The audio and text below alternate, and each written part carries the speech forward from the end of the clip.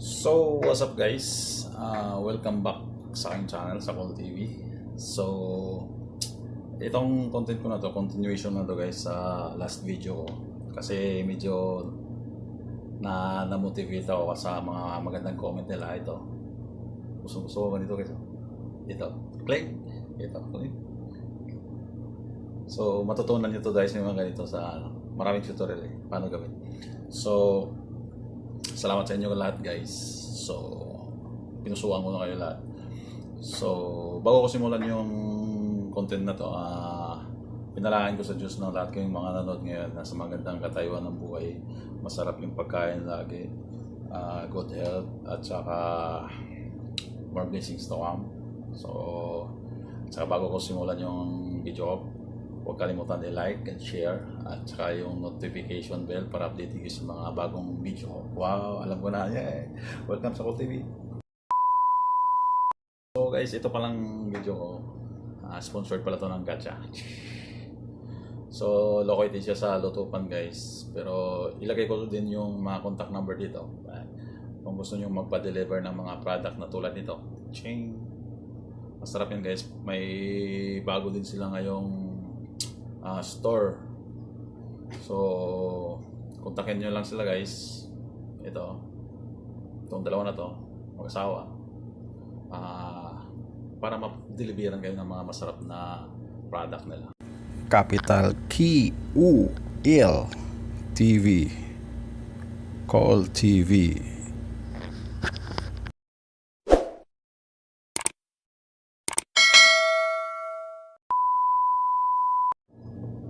So, yung last content ko guys is about bakit ako nag-YouTube, di ba?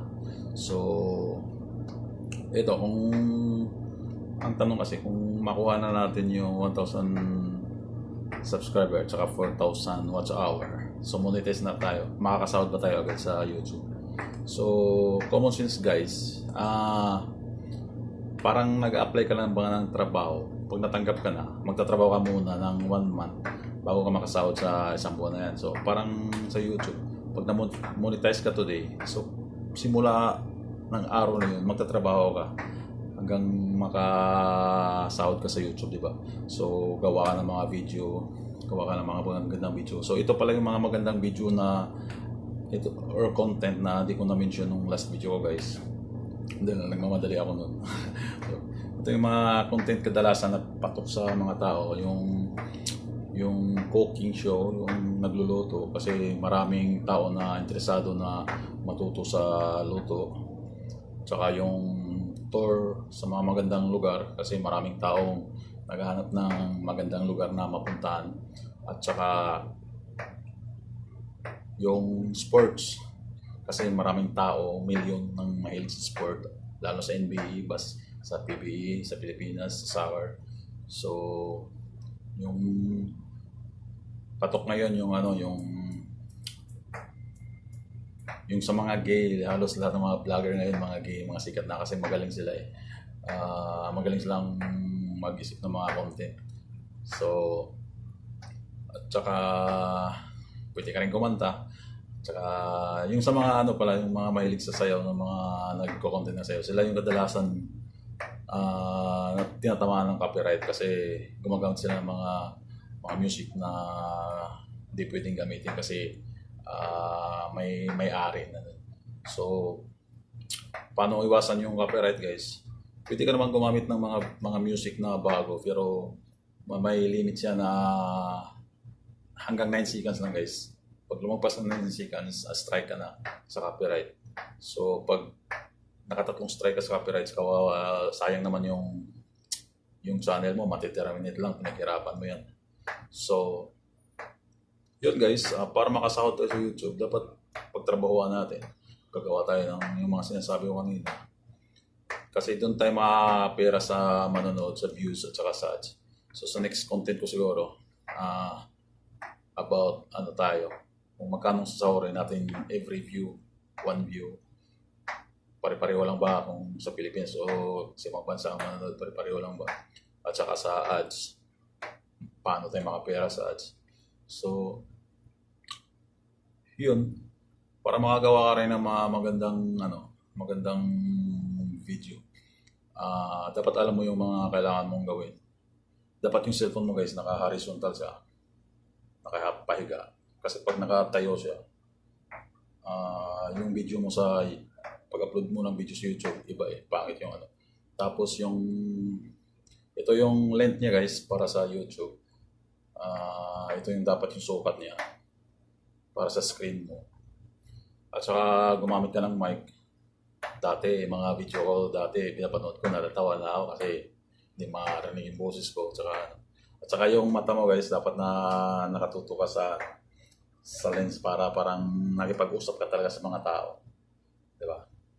At saka iwasan mo rin yung mga hindi ako gumagamit ng script guys kasi gusto ko magpakatotoo eh. Kung anong malabas ng bibig ko yun. Pero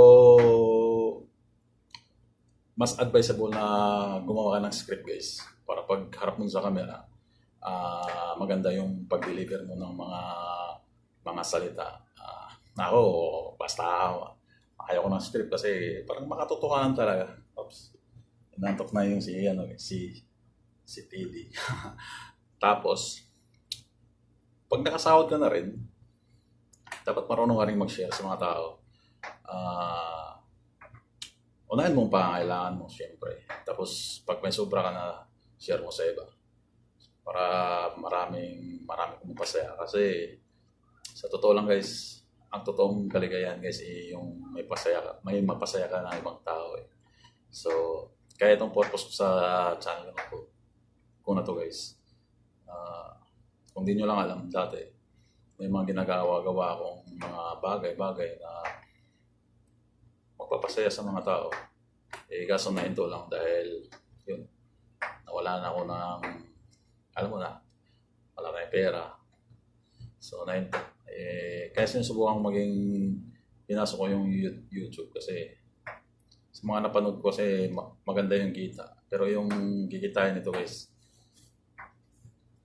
mas, siyempre, pang ko rin sa sarili ko, pero pang share ko rin sa iba. At saka makabawi din ako sa pamilya ko lahat. So, yun. Bago tayo makasahod, hindi porket monetize na tayo, makakasahod agad. So, ano gawin? Dapat pagtrabahoan natin. Paano gawin? Gawa tayong mga video na maganda. So, thank you for watching guys. Sana may napasaya ko ngayon sa mga pinagsasabi ko.